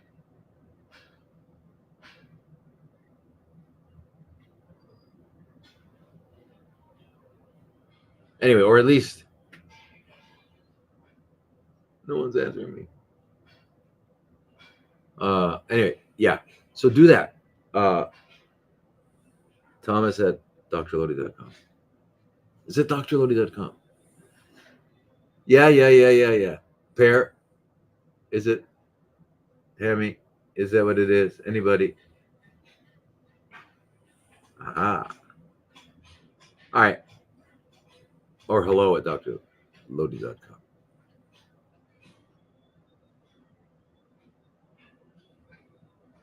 All right, whatever. I'm not going to get the answer. I'm pretty sure that's what it is, right? Wait. Let me check it.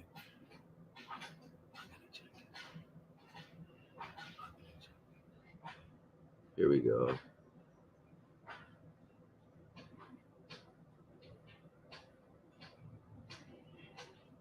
It's Thomas@drlodi.com. That's it. Thomas@drlodi.com. Okay, cool. That's it. And then I'll get it done. Thank you very much. All right, so let's get back where we were. Next question was,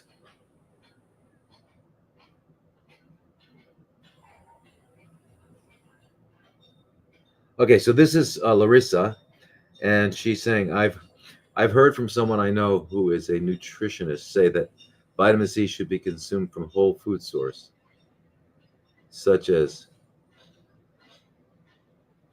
alma fruit, and that ascorbic acid is the synthetic form of vitamin C and is garbage. What are your thoughts on the type of vitamin C to take?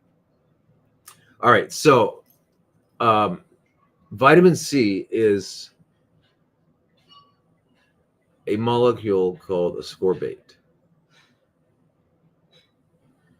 And the ascorbate is the active part. And if the ascorbate has a hydrogen on it, it's ascorbic acid.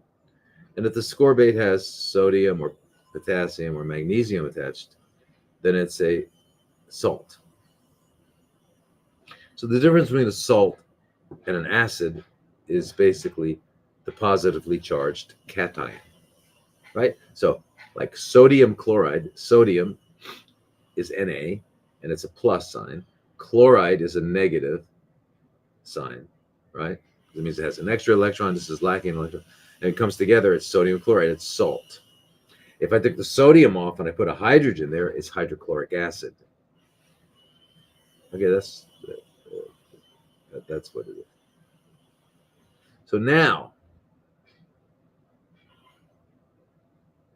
so the question is, what's going on here? So this ascorbate part is essential to life. There's only a couple of organisms that don't, like zooplankton, don't make it. All organisms make it, except for a few of us mammals, the primates, guinea pigs, fruit bats. No, they're not. Are they? Yeah, they're bad. They're mammals. So we don't make it. So now we need to get it. And we would normally if we were eating lots of fruits and vegetables, because that's what would be. Because chimps and gorillas who also don't make it and need to get it don't have a problem with it because they're getting it the way they're eating. So we just don't do that. You'd have to eat a lot. So now, but if we study it, we find out that. By the way, you guys, there's a lot of questions going on here, and I want you to understand something. If you join the groups, then we have these private Zooms, large Zoom meeting, with all the members of the group, but we can interact weekly. So it's like we can have weekly consultations.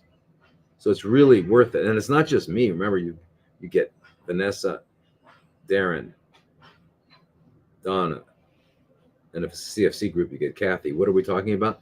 We're talking about, Vanessa is a nutritionist and life coach, and Darren is a kinesiologist, teaches us how to move and exercise and all that.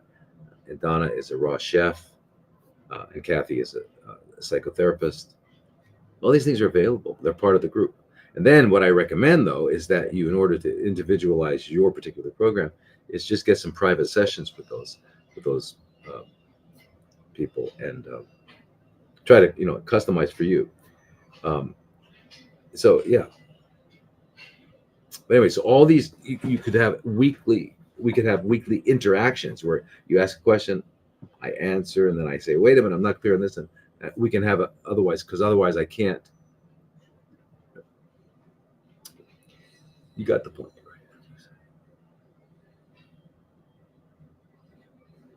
Yeah. So now it turns out that our cells in our body can absorb the ascorbate, which is necessary for life. There's two each cell either has SVCT1 or SVCT2. What that is, sodium dependent vitamin C transporter systems. So in other words, it has to be in the sodium ascorbate form in order to get through and into the cell.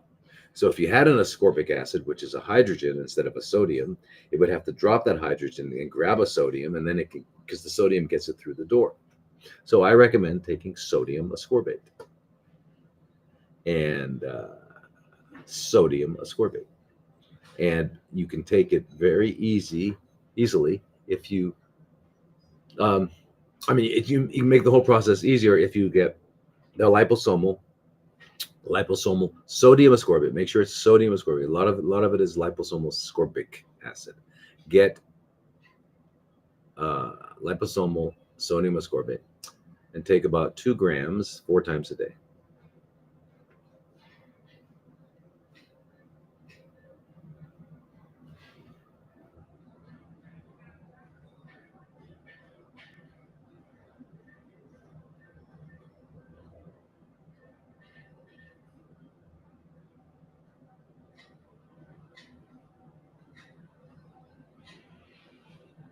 So now, whoops.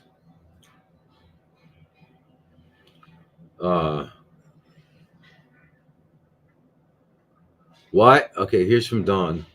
Why are so many health advocates against eating kale and chard and broccoli? Because they're not health advocates. They don't know about health. What they're doing, they've jumped on some sort of bizarre, popular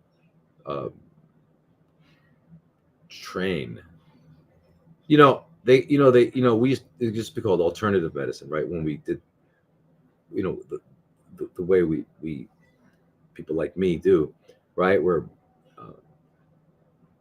they called it alternative medicine, or what was the other name? Anyway, but I called it metabolic medicine, because metabolic medicine, what I meant by it is that we're working with the metabolism, how the body works. So that's what we're looking at. We're metabolic. We're looking at how do we augment and make sure that the body's getting everything it needs for a healthy metabolism. Metabolism is the function of biology, of a biological, of an organism. But now they've come to call it functional medicine. I don't know what that means, functional medicine. But I want to tell you, it's not really functional medicine. It's fashionable medicine. Okay, because these guys are, most of them are. They'll change as soon as they'll change. It's like Zuckerberg, Zuckerberg. He during the Great Hoax, he was, and he was gonna, what do you call it? They censored, right? Facebook censored and all that. And then now, when the new administration came in, he was suddenly, oh, we're not going to do it. I was made to do it. They made me do it. Yeah. So anyway, they changed. Anyway, so there's doctors like that too. Like, 25, 30 years, I don't remember. Yeah, maybe. Years ago, I almost lost my medical license for putting people on a water fast. And now everybody's an expert on water fasting. So it's popular now. Somehow it got past that and it's popular. The same with eating kale, chard, and broccoli. And that is why you're going to tune in to the 4th episode of the diet, because I'm going to go into these particular myths. It's a myth. They're myths. They're myths. Broccoli causes goiters. Kale and chard cause oxalosis, or it's nonsense. So I will get into that because it's not true. This is Julian. Hi, new here. Much love out to everyone. Please do let me know if I'm in the wrong for asking several questions. I'd like to know your take on binders and chelators. I see them as essential tools for a detox protocol. That's why I'm asking. They will accelerate the elimination. Yes. Plus, it's a safeguard not to live in the your system. And what's your take on diatomaceous earth? Should we consume? Have you ever tried to incorporate it into your protocols for parasites? I've put it in my pets' dried food before, and it was super effective. I saw the parasites coming out of their anus every single time. And lastly, is there anywhere I can find European sources to find the best links to buy all the products for the parasite protocol? Well, the one thing in Europe is niclosam.com for niclosamide, right? That's in Lithuania. So I would contact them. Well, that's where you can get your niclosamide from them.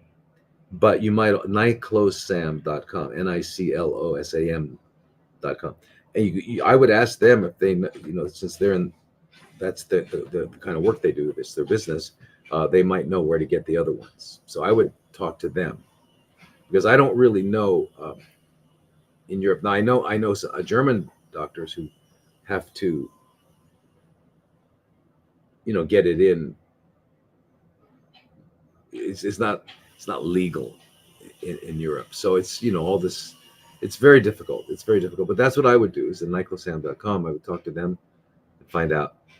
And I'm pretty sure that everybody that's in any of these countries, whether it's Australia, Europe, or UK, that you're going to have to somehow leave and bring them in. That's the only way I can think of it. It's ridiculous.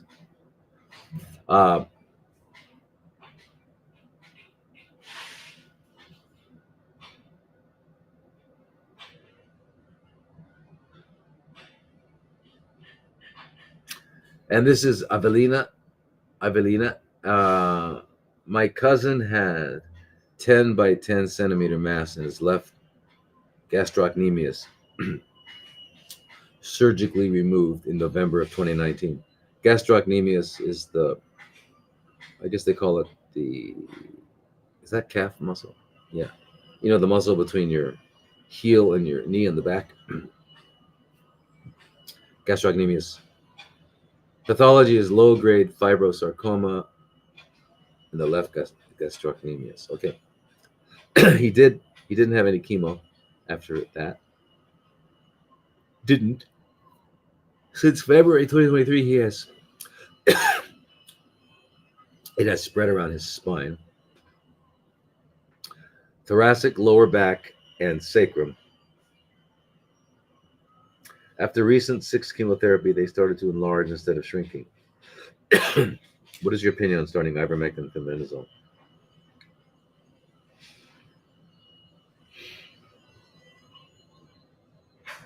Wow. So Evelina, he needs to do a lot more, but for the ivermectin, absolutely. Ivermectin, fenbendazole. Ivermectin, 12 milligrams, 3 times a day, and fenbendazole, 222 milligrams, 3 times a day. I would also do niclosamide for sure, because niclosamide has been shown to, they're using it with osteosarcomas and soft tissue sarcomas. Niclosamide. So add that in. 500 milligrams 3 times a day. And you look up the research on it, you'll see. But those are and then nitazoxanide, 500 milligrams 3 times a day. Now, but a lot of other things, you got to look at the biological dentist. You got to do a thorough cleanse. All the things that we talk about. Evelina, I'm assuming that you are aware of all these things. Aware of the fact that what CFCs are, regardless. Now, sarcomas just means that it's the process, the process where the place where the mitochondria were damaged, so the cell had to switch over to fermentation for energy production. The place started. So, for example, if you're talking about ovarian or liver or breast or anything, those tissues, ovary, liver, breast, prostate, all started or arose out of either the ectoderm or the endoderm of the embryo, those organs, and those are called carcinomas. So anything that forms out of the mesoderm, which would be muscles and bones, would become become sarcomas. These are just names. They're just words. They're just words that have no meaning. I mean, they have a meaning, but they have no relevance. They gave them. So, so what is, when they say the pathology is low-grade fibrosarcoma, what does that mean? Nothing. Does it mean anything? Does it mean anything? Low grade, but it's gone around his spine, thoracic, right? Sacrum, lower, thoracic, lumbar, and sacrum. That's low grade. So the word low grade had no meaning to anybody. So what he needs to do, you got to get to a real biological dentist. I don't know where you are, but Dr. Emma Abramayan in Glendale, California is. But IAOMT, they must be certified, not just the members of IAOMT, so you can find a biological dentist certified. Now, that, and you do a thorough cleanse, juice, celery, cucumber, kale, spinach, lemon, and apple. And then you can add anything else you want and make it as delicious as you need to, but no more sweet, no sweeter. But it's got to be delicious, and that's going to be a little bit of extra apple. Then do it, and drink that for like 3 liters, 3 quarts a day. No food, no solid food. Now that's going to give you full nutrition. That's going to give you all of your amino acids and all of your carbs that you need, phytonutrients, chelated minerals. It's going to give you everything except fat and fiber. So you can do it for 6 months, 9 months, 12 months. You can do juice cleanses for a long, long time. It's different than water. Water's a fast. But he needs to do that. He needs to drink and just do that. So I would say a minimum, I would say 8 weeks. Do 8 weeks. Get his colon cleaned. Colon hydrotherapy. And, go to sleep early. You got to get his hormones balanced. Especially we're talking about muscle. And if you should join our groups and then do a private lesson with Darren, who's a kinesiologist. So we're talking about the gastroc. The gastroc is a muscle. And so the best way to get that. So absolutely, Evelina, join the CFC group. And, but there's all these things that need to happen. All right. Now the next person is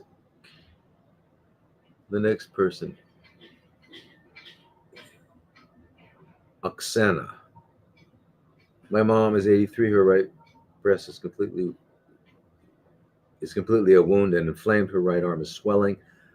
Blisters started to form on her skin. Then they burst. She has been sent to oncologists. He has been sending her to do all kinds of tests. As a result, he prescribed hormone therapy. How to stop her inflammation? Yeah, Oksana, you got to get her away from the doctors.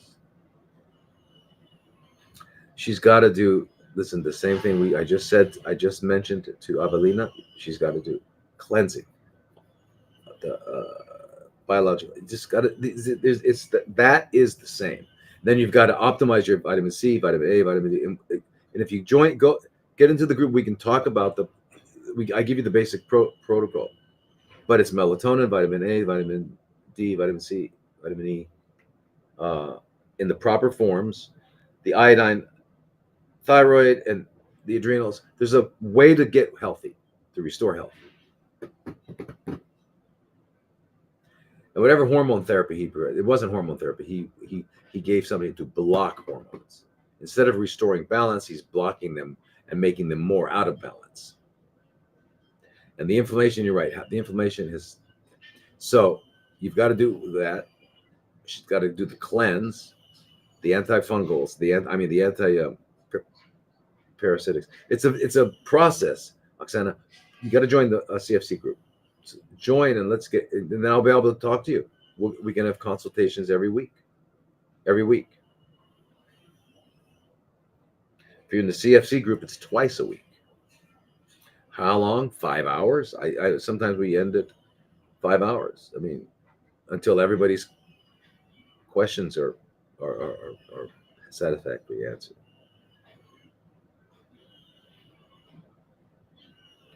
Okay, so here, this on the Instagram questions. Blake, we've got with the parasites medicines we've gone over many times, right? So it's the ivermectin, it's a benzimidazole of some sort, which is albendazole, mebendazole, fenbendazole, niclosamide, or Praziquantel, but I think niclosamide is better, and then nitazoxanide for the antiprotozoals. Yeah, and but join the parasite group.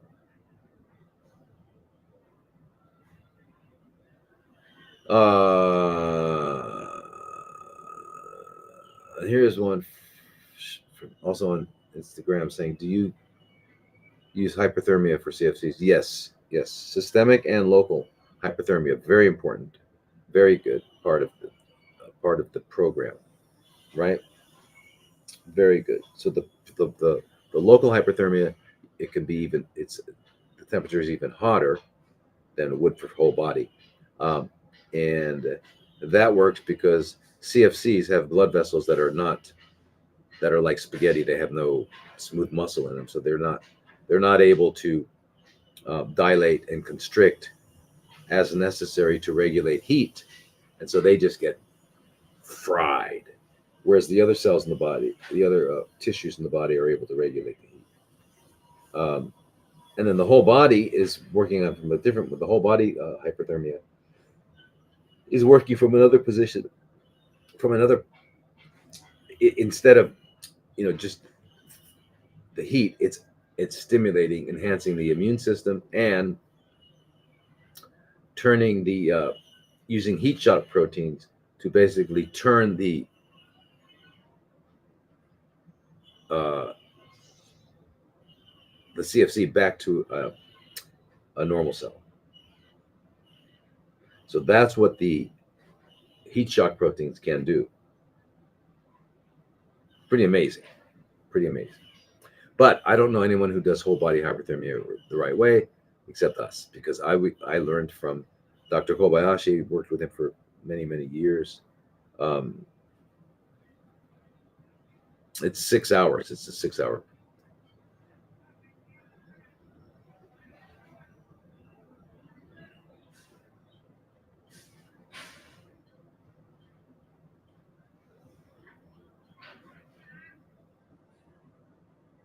And this is also on Instagram. It says, can your breast antigen marker show as normal, but the tumor still remain? Yes. Yes. That's why these what they call tumor markers are really, I think they're more of they cause more stress than anything else, because I've had women with very large breast tumors and have normal tumor markers. Normal tumor markers for the breast. The breast is CA15-3 and CA27/-29. 15.3 or 27/29.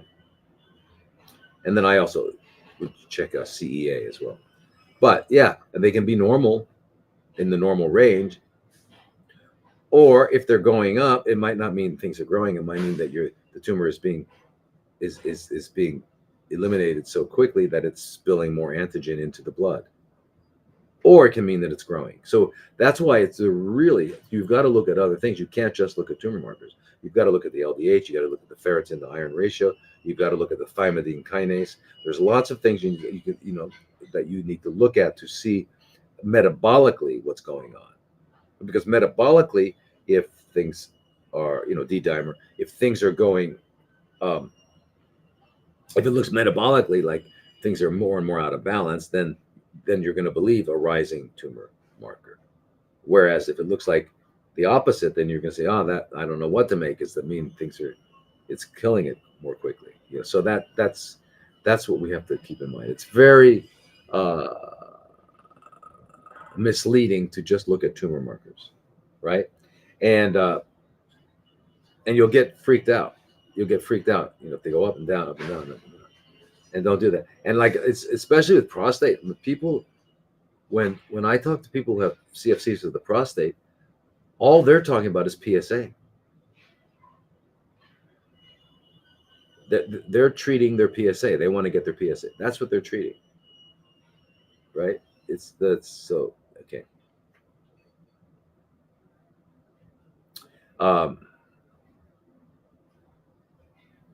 Yeah, hey Debbie. Yeah, so the reminder is to discuss oxalates in the juice protocol.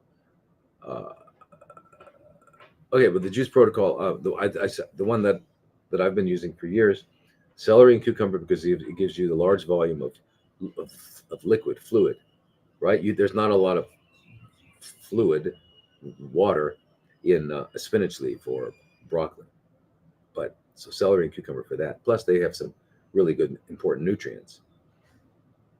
And then kale and spinach, and you pretty much got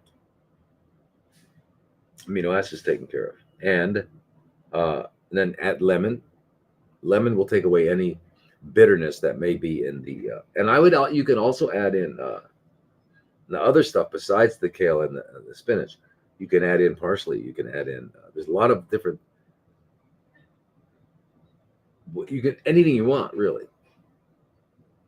Any vegetable you want. And then so the lemon will take away any bitterness that may have been in a plant. And the bitterness, even if you get your vegetables from the same organic farmer grower, what harvests today will be a little bit different than was harvested 2 weeks ago, and it might be a little bitter. There's no way to predict that or anything. But if you get so anyway, that will help. The lemon does that, and then the apple will take away any sourness from the lemon, but it also gives flavor. And if you want to use apple, you could use whatever you want, pineapple, as long as it tastes good to you. All right, and don't worry if it's got a little extra. I mean, if there's the glucose and the fructose, don't worry about that.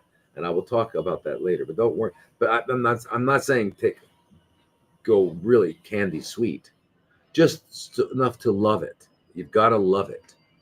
Very important that you love it. Very important that you love it. If you don't love it, it's not going to be healthy. All right. And I didn't realize it's 12. It's 9:30 already. So there's one question here also on Instagram. It says, which liquid biopsy testing is the wisest for breast masses? RGC. Well, okay. RGCC has been around for a long time. They get the circulating tumor cells and they subject them to all the studies and they come up with conclusions. Now remember, circulating tumor cells, only 0.01% of a tumor can metastasize.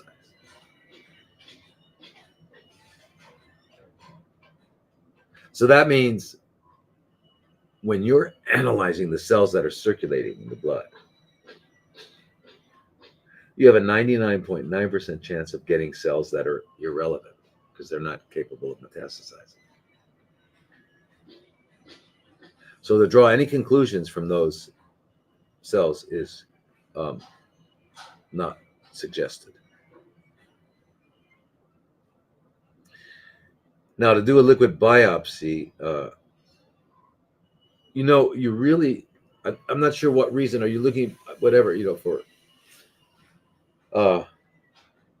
there's no, you're not going to get any answers from that. It's not going to help in any way.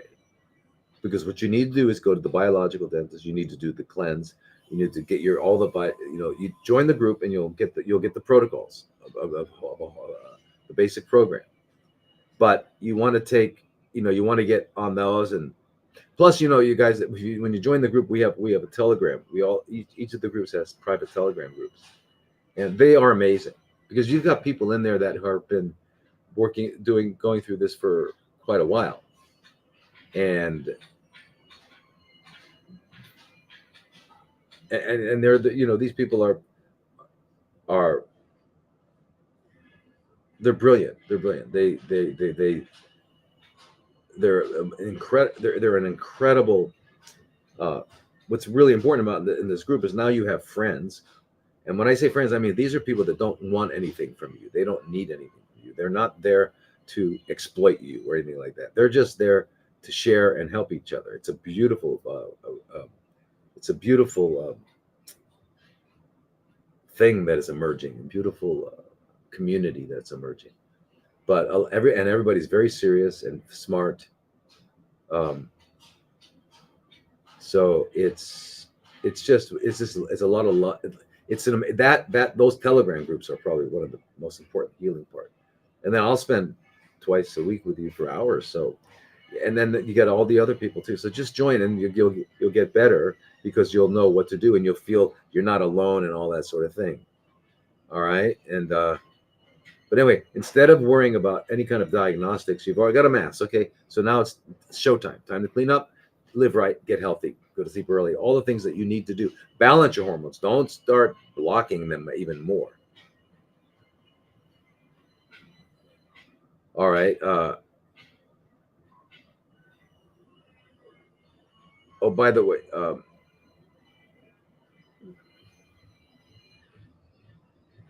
If you okay, someone's saying here, I'm about to start a 21-day fast. I'm assuming you mean water.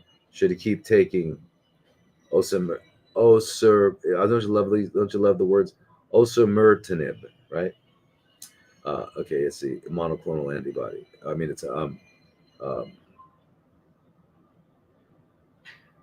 uh, it's part of ever since they've gotten the Human Genome Project done, we've got all of these targeted therapies. Anyway, so the thing is, whenever you're doing a juice cleanse, a water fast, you don't want to take anything unless you absolutely have to. Now, so I wouldn't, if I were taking that and I were going to do a water fast, I would not take that during the water fast. That's what I would not do. All right, so um, but yay, 21-day fast. That's fantastic. Um, yeah.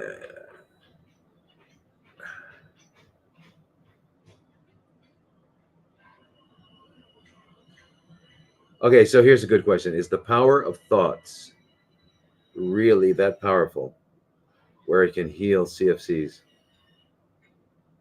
with healthy diet? You mean without a healthy diet? Anyway, um,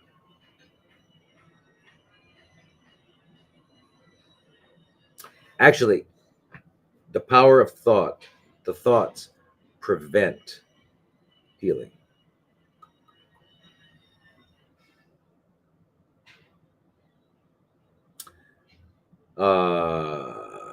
It's when we stop thinking that divinity shines and things heal. So it's the not thinking. When you turn off, when your mind is turned off, it's hard to. It takes a lot of work to get there, a lot of non-work to get there, a lot of not thinking. How do you not think? The reason that's so difficult is because thinking is not something you do; it's something that happens to you, and so you've got to not let it happen, or you've got to get your awareness so that it's not in even. Oh, it's not. Uh, your awareness. If you get to just that part of you that's awareness, then the thoughts are not there because you're just in the awareness. It's hard to articulate. However, you've got to learn to not think, and we do that through that's what meditation is, and that's when the healing happens. All right. So as long as you're thinking, see, 90% of human thought is subconscious, meaning it's not available to our consciousness. 80% of human thought is negative. So the problem is that means as long as you're thinking, you've got some negative stuff going on. So even if you're visualizing a beautiful rainbow on a beach, that's the conscious mind. It's 90% the subconscious, and 80% of that is negative. And negative thoughts suppress the immune system. Now, I've had people who push that all away, and they don't believe, they know that they're going to heal, and they do. I had a woman, people have heard me say this many times.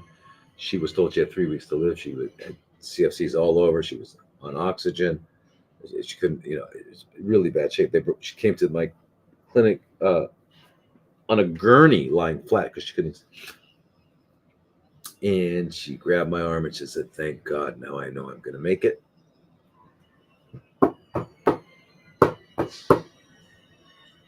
8 years later, postcards from Paris. So, yeah, that's how powerful thinking and not thinking are. So, very, very important. There's the trick. And also, if you can get control of this madness, then eating right, everything else will happen. Because why would someone not eat healthy food if they knew that's what it was? It's because of this monster called appetite. And appetite is is your adversary. So anyway, that's all you guys. So we are late today, and sawadee kap, namaste, namaskara, and aloha. See you next week, and